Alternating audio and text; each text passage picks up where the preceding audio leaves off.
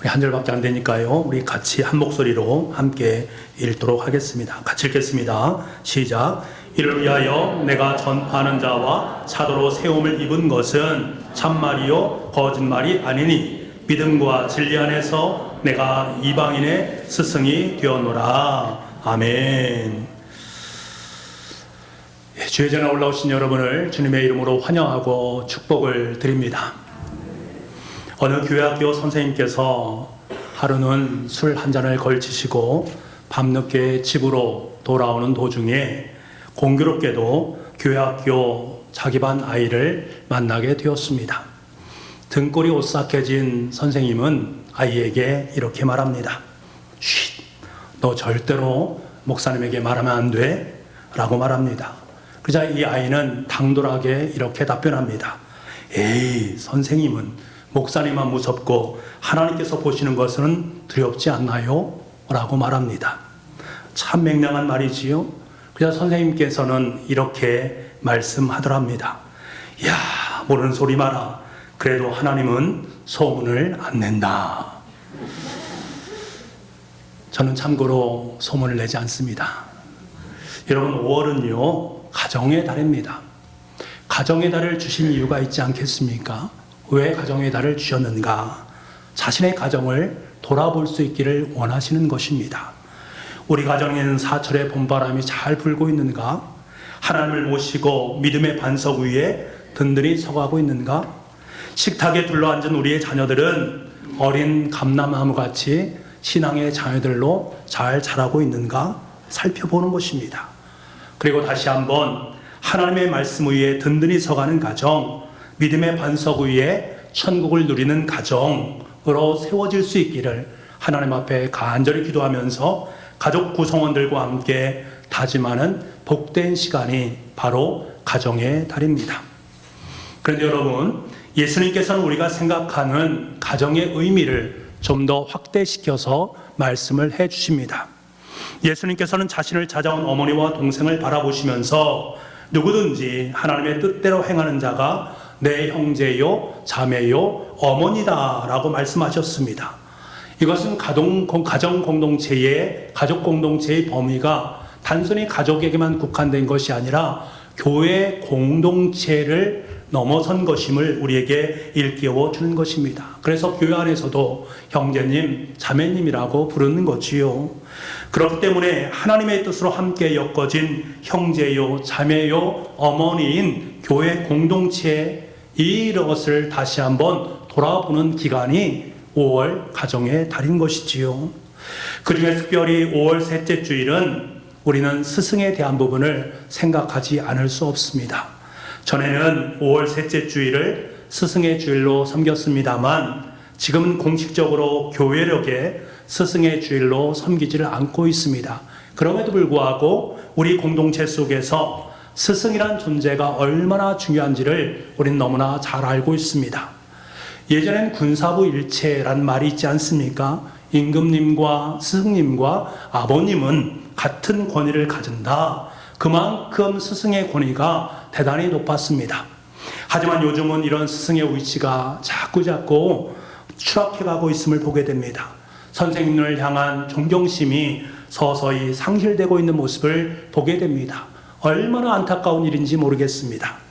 그런데 여러분, 사실 우리의 선생님은 누구입니까? 물론 학교에서 나를 가르쳐준 그분이 나의 선생님입니다. 교회 학교에서 나를 가르쳐주신 그분이 나의 선생님입니다. 하지만 여러분, 강단에 설 수 있어야만 선생님인가? 그렇지 않습니다. 내가 누군가에게 스승과 같은 좋은 영향력을 미치고 있다면 넓은 의미에서 우리는 모두가 다 스승이다라고 말을 할 수가 있습니다. 여러분들 중에 구역원을 돌보시는 구역장님들은 구역원들을 가르치는 영적인 스승이십니다. 교회에서 교사로 섬기는 분들은 물론 아이들의 영적인 스승입니다. 나이가 지긋이 드신 어르신들은 후배 교우들에게 좋은 영향력을 미치는 영적인 스승과도 같은 존재입니다.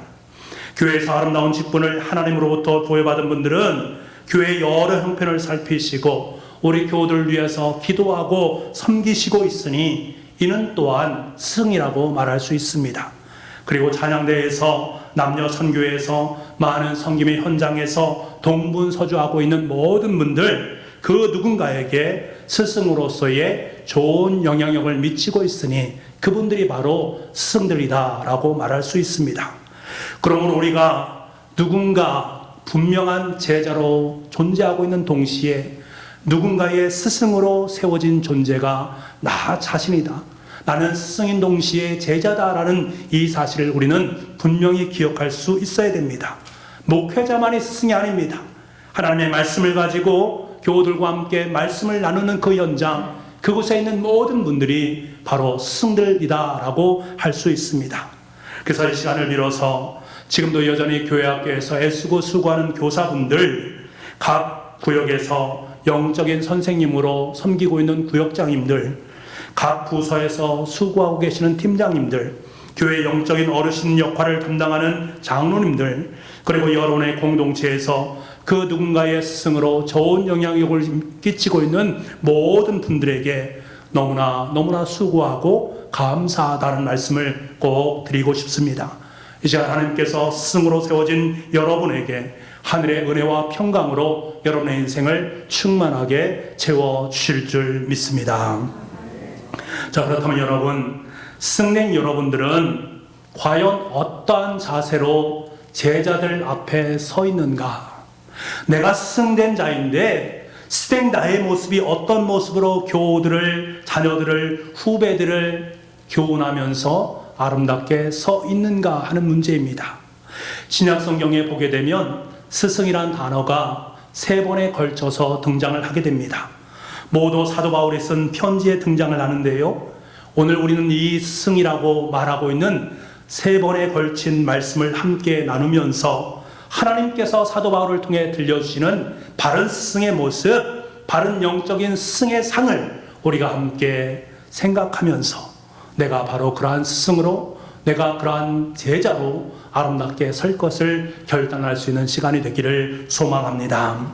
먼저는 고린도전서 4장 15절 말씀에 스승이란 말이 등장합니다. 우리 이 말씀을 함께 읽어보겠습니다. 시작.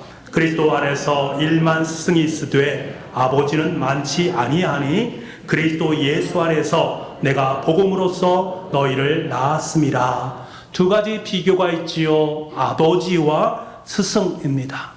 여러분, 스승과 아버지는 다릅니다. 바울은 내가 너를 낳았다라고 말합니다. 너희들이라고 말하는 것들은 고린도 교우들을 의미하는 것입니다.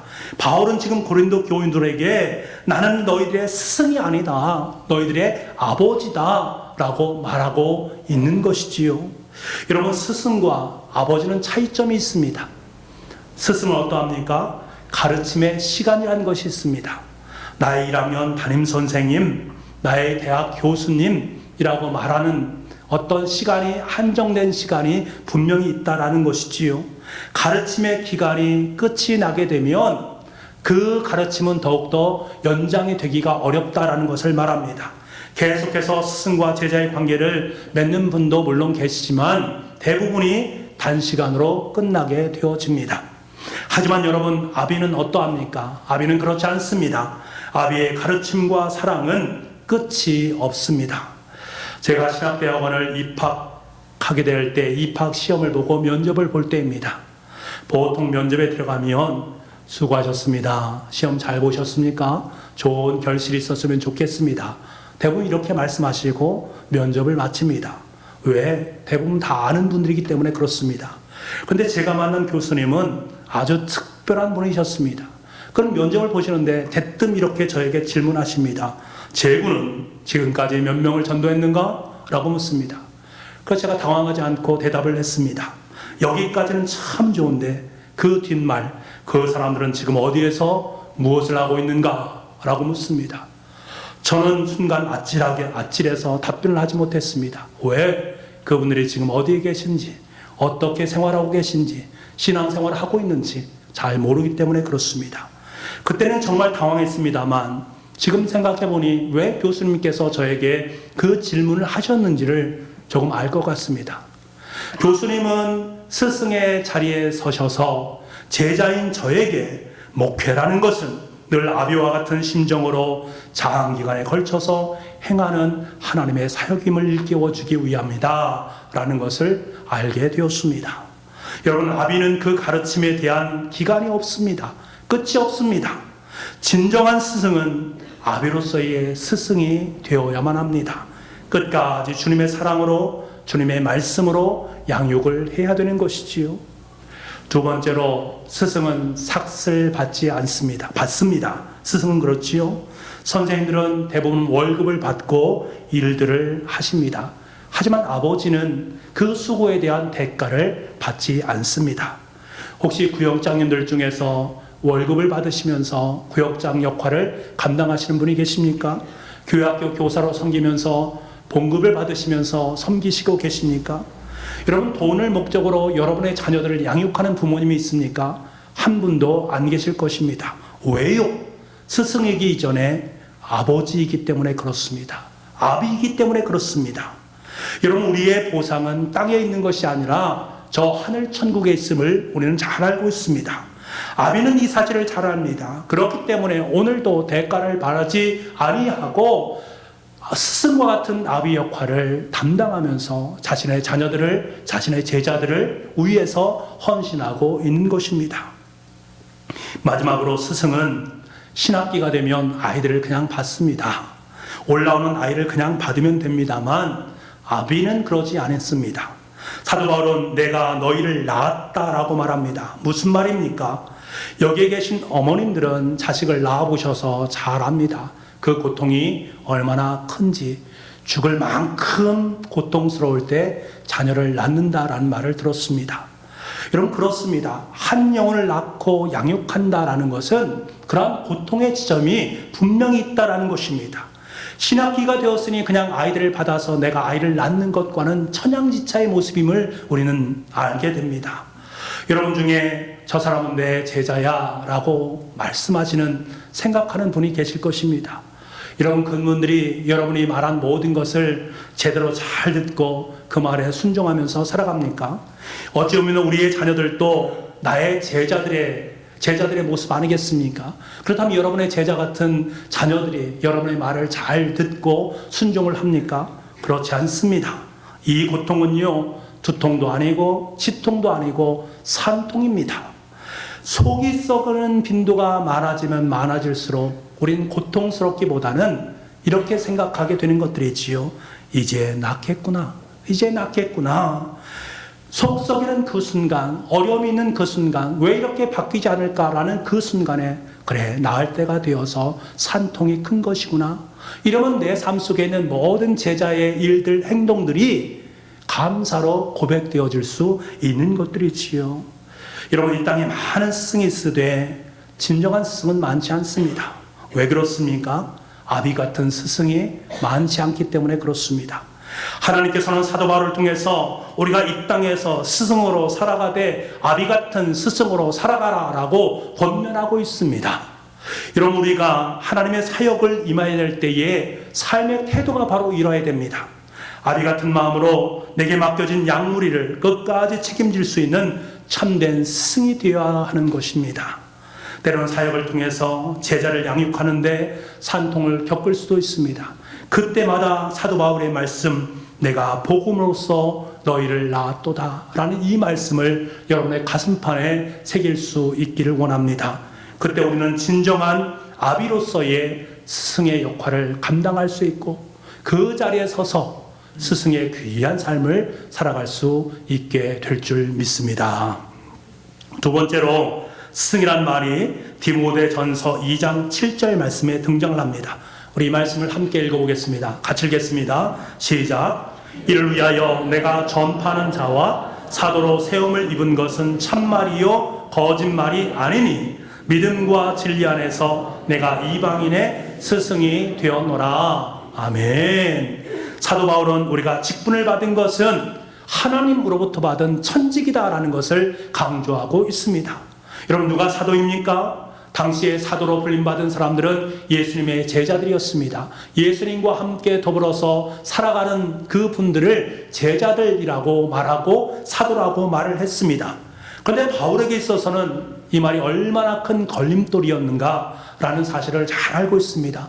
바울은 살아생전에 예수님을 한 번도 만나본 적이 없기 때문에 그렇습니다. 바울은 예수님을 믿는 믿음의 사람들을 잡아들이기 위해서 다메섹으로 가는 도중에 예수님을 만나게 되었고, 예수님의 음성을 듣게 되었고, 예수님을 주님으로 영접하게 되었습니다. 이것이 전부였습니다. 그래서 사람들은 바울에 대해서 집요하게 공격한 것이 바로 이 사도직의 문제였습니다. 당신은 사도가 아니다. 살아생전에 예수님과 함께 사역을 하지 않았지 않느냐. 너는 하나님이 세우지 않는 사이비 종교인이다 라고 몰아붙였습니다.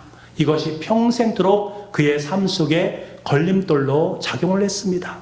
여러분, 사도 바울은 어떤 인물입니까? 그는 정통파 유대인이었습니다. 전도 유망한 유대 지도자급에 해당되는 인물이었습니다.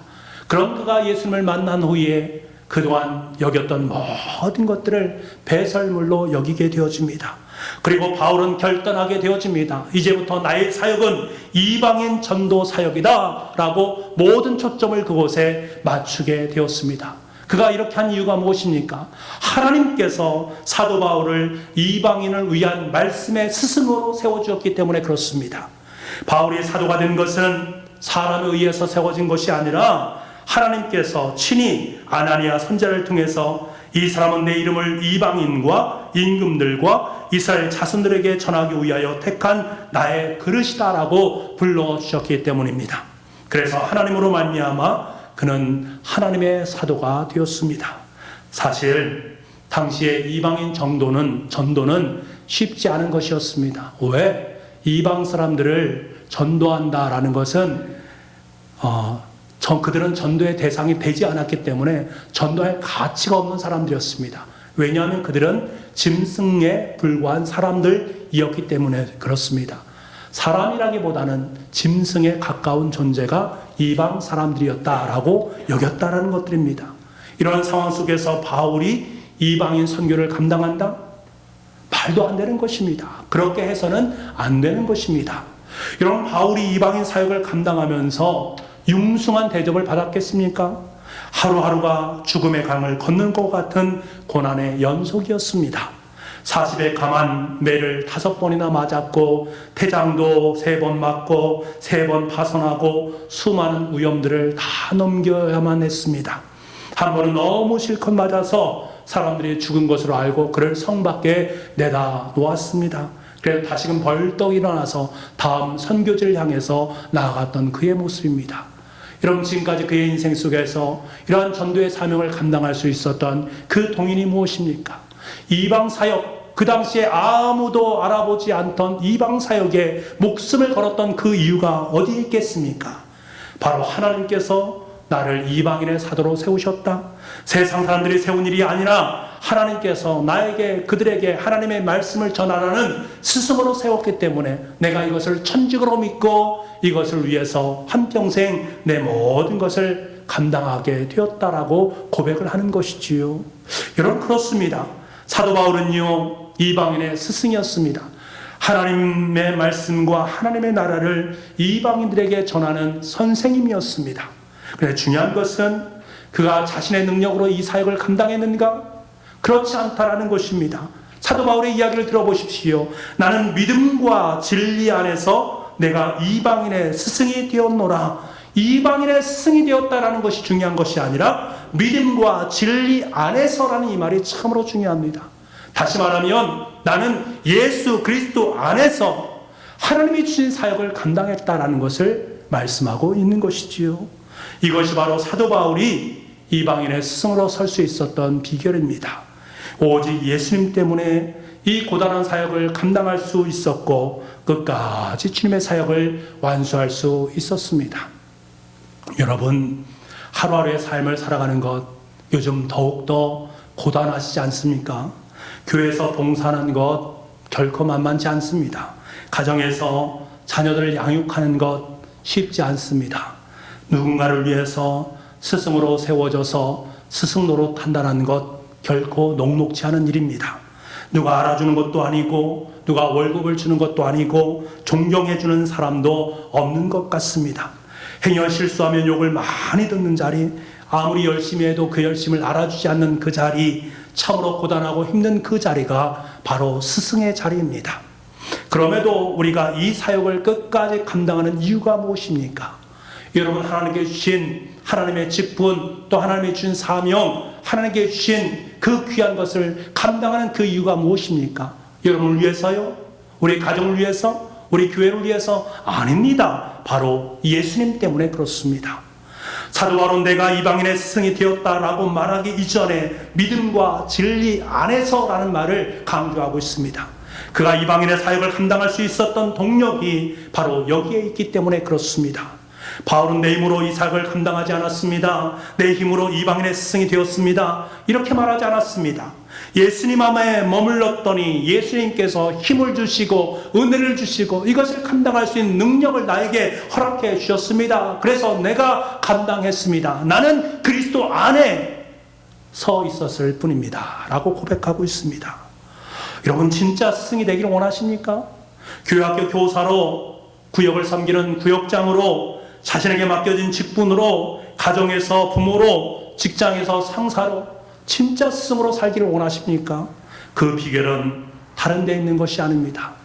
믿음과 진리의 본체가 되시는 예수님 안에 거하시기만 하면 됩니다. 그 안에서 바른 스승으로 살아갈 수 있는 능력을 공급받으시면 되는 거예요. 여러분, 사역의 능력은 예수님과의 관계 속에서만 나올 수 있습니다. 예수님 안에 있으면 예수님께서 참된 스승으로 살아갈 수 있는 방법을 여러분에게 일깨워 주십니다. 주님께서 다 알려주시고 할 말도 가르쳐 주시고 할 행동도 지시해 주십니다. 그래서 예수님 안에 있을 때만 바른 스승의 길을 걸어갈 수 있습니다. 내가 이제부터 진짜 스승이 되어야 되겠다.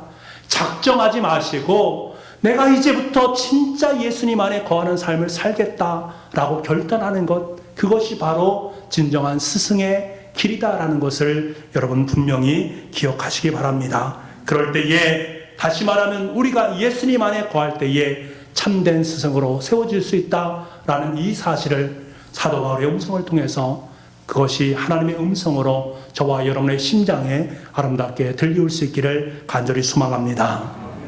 마지막으로 디모데후서 4장 3절 말씀에도요, 이 스승이라는 말이 등장합니다. 우리 함께 이 말씀을 읽어보겠습니다. 같이 읽겠습니다. 시작. 때가 이르리니 사람이 바른 교훈을 받지 아니하며 기가 가려워서 자기의 사욕을 따를 스승을 많이 두고. 아멘. 사도 바울은 자신의 영적인 아들인 디모데에게 스승은 바른 교훈을 전하는 사람이다 라고 말씀하고 계십니다. 바울 당시에 사람들은요, 바른 교훈을 싫어했습니다. 자기가 하고 싶은 것을 마음껏 하지 못하기 때문입니다. 그래서 그들은 스승을 많이 세우되 자신들의 가려운 귀를 잘 긁어주어서 시원케 해주는 사람들을 스승으로 삼았습니다. 자기들 마음에 맞는 것을 가르치는 스승 아닌 스승을 돈을 주어서 많이 세웠단 말입니다.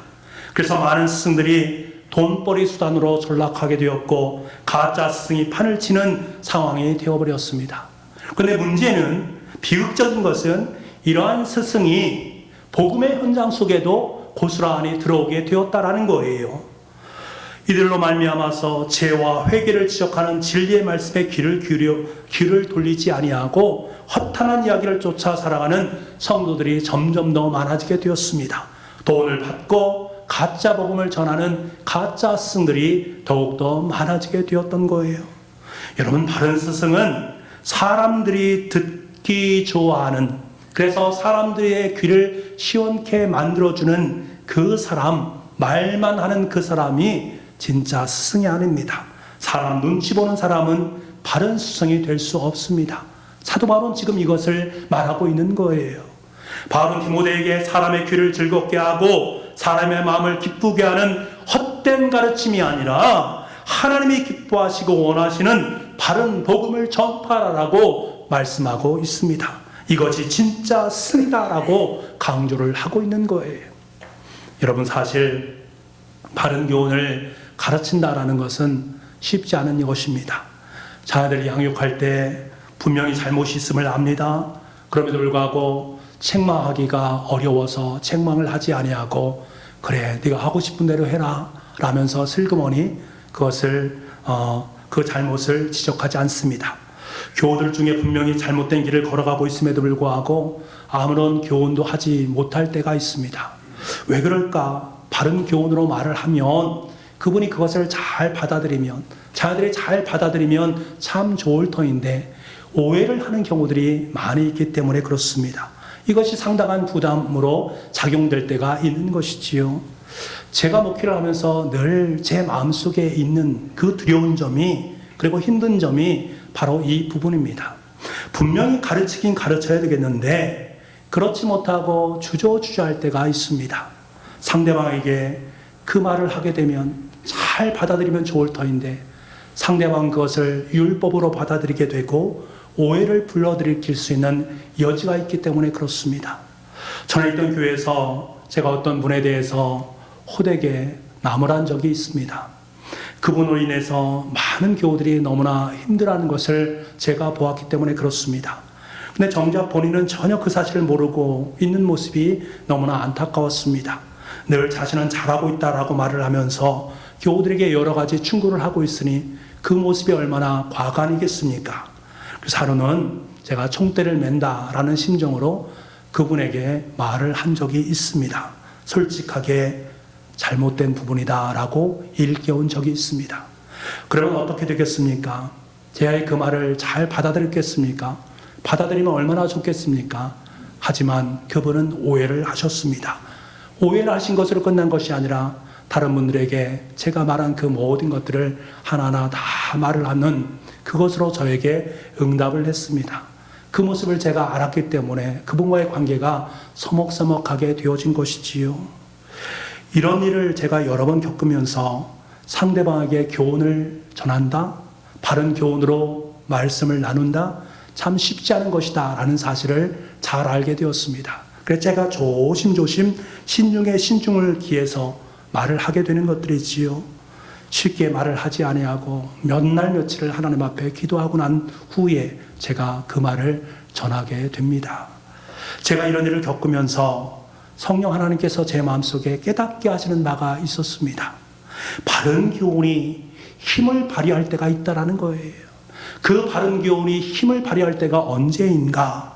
바로 스승의 자리에 서서 먼저 아름다운 본으로 그 사람에게 보여졌을 때다라는 사실을 깨닫게 되었습니다. 상대방에게 이것이 바른 길입니다, 이 길로 걸어가야 됩니다 라고 말하기 이전에 먼저 내가 그 교훈에 합당한 삶을 살고 있는가, 내가 그 교훈을 상대방에게 말할 수 있는 자격, 그 정직이 과연 내 삶 속에 있는가를 먼저 묻는 것이 중요함을 깨닫게 되었습니다. 내가 바른 본으로 상대방을 교훈할 때 상대방은 그때서부터 귀를 기울이게 되어진다라는 사실을 깨닫게 된 것이지요. 이런 바른 스승은 먼저 본을 보이는 사람입니다. 말만 가르치는 것이 아니라 그 속에 깊이 있는 사랑과 위로가 함께 담겨져 있어야만 합니다. 자신의 몸으로 먼저 본을 보일 때에 그 교훈은 위력을 발휘할 수 있게 되어집니다. 제가 전에 여러분에게 말씀드리긴 했습니다만 저에게 진정한 모델 되시는, 영적인 모델 되시는 분이 있습니다. 정삼수 원로 목사님이 바로 그러한 분이십니다. 그분은 삶을 통해서 저에게 목회가 무엇인가 많은 것을 깨닫게 해 주셨기 때문에 그렇습니다. 어느 한 해 다른 날보다도, 다른 해보다도 암 환자들이 굉장히 많이 있는 해가 있었습니다. 목사님 이것이 너무나 안타까우셨나 봅니다. 그때에 암에는 뽕나무 뿌리와 껍질 그리고 상황버섯들을 함께 섞어서 달여 만든 물이 특효약이다 라는 소리를 어디에서 들으신 것 같습니다. 그래서 부교육자들과 함께 뽕나무를 캔 적이 있습니다. 하필이면 그때 날씨가 너무 무더운 날씨였습니다.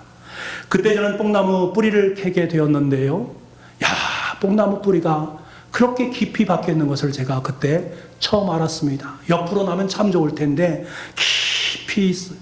여름에 양복, 위 양복을 그 위에 있는 옷을, 그러니까 교회에 입고 간 옷 그대로 작업을 하지 않았겠습니까? 땀이 범벅된 와이셔츠를 입고서 그 일을 했으니 땀이 범벅이 되었습니다. 근데 산 기슭에서 제가 그 작업을 했기 때문에 모기들이 얼마나 많이 있었는지 모르겠습니다. 그래서 그 작업하기가 너무나 힘이 들었습니다.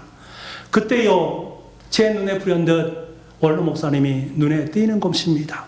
목사님은 뽕나무 줄기를 하나 둘 벗기시면서 그 일을 하고 계셨습니다. 저는 그 모습을 바라보면서 이제 은퇴할 연세도 되셨는데, 노년의 나이신데, 그리고 머리가 벗겨지지 않았습니까? 햇볕이 내리쬐고, 그래 얼마나 더우셨겠습니까? 땀이 송골송골 배시면서 땀이 흐르는 그 모습을 바라보고 있는 저의 눈, 그때 저의 눈 속에서 눈물이 홀컥 났습니다. 야, 이것이 목회로구나, 이것이 목회구나 하는 생각이 제 마음속에 들어왔습니다. 원로 목사님은요, 작업에 나오시지 않아도 됩니다. 우리 복역자들에게 다 시키시면 됩니다.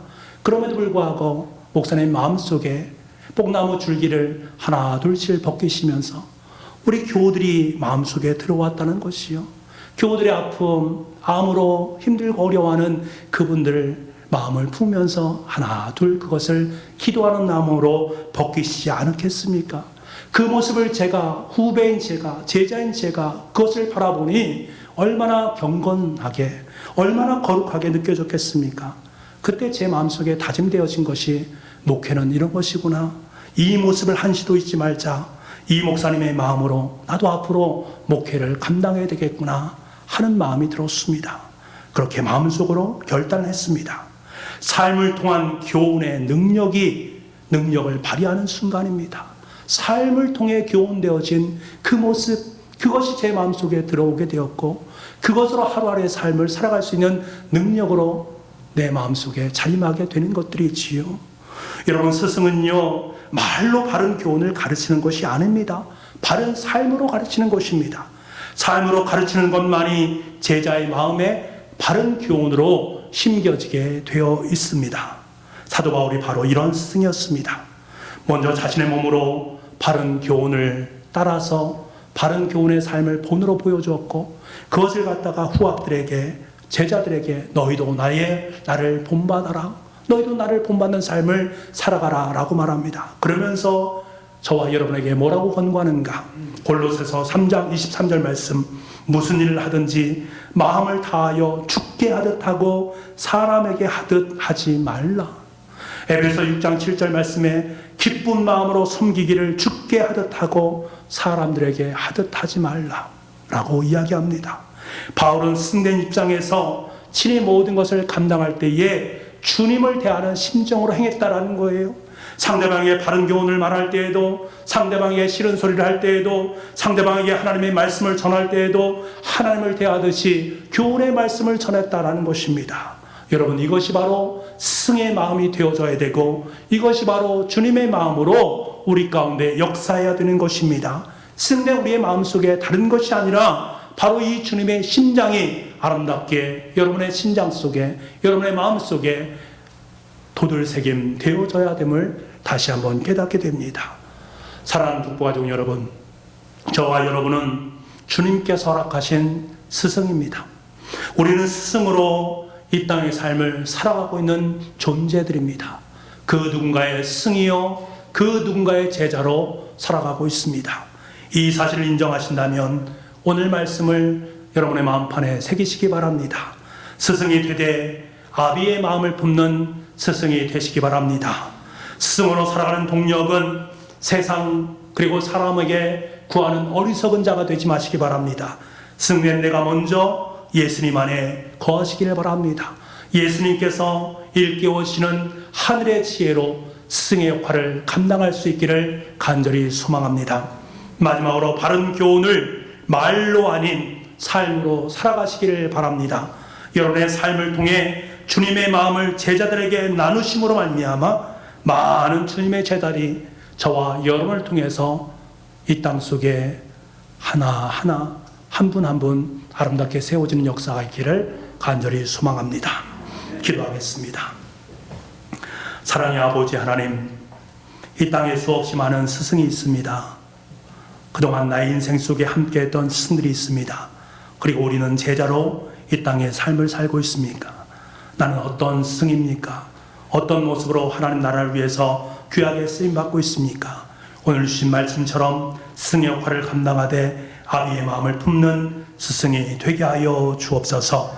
세상 속에 사람 속에 살아갈 수 있는 능력을 내 마음속에 품는 것이 아니라 내가 먼저 예수님 안에 거해서 예수님의 말씀으로, 예수님의 지혜로, 예수님의 능력으로 승의 역할을 감당할 수 있도록 주님 은총 허락하여 주옵소서. 내 인생이 말로 끝나는 것이 아니라 하나님의 말씀을 내 삶 속에 삶으로 만들어갈 수 있기를 간절히 소망합니다. 주님의 마음을 품고 그것을 제자들에게 아름답게 나누어 줌으로 말미암아 또 다른 예수 그리스도의 제자들이 아름다운 스승으로 세워질 수 있는 역사가 우리를 통해서 이 땅 속에 있을 수 있도록 주님 도와주옵소서. 모든 말씀을 예수님의 이름으로 기도하옵나이다. 아멘.